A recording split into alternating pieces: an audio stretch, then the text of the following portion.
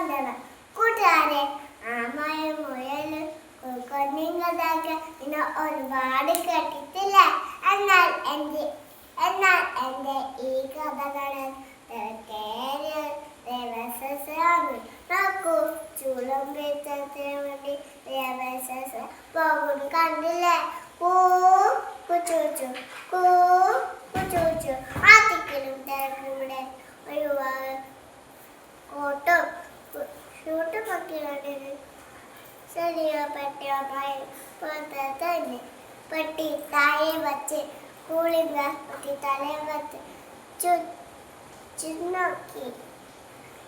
എൻ്റെ പെട്ടി ചുമക്ക കൂലിക്കാരനെ കാണുന്നില്ല. ഈ പെട്ടി ചുമക്കാനാണ് തങ്ങ ചുമക്കാൻ കഴിയുന്നത്.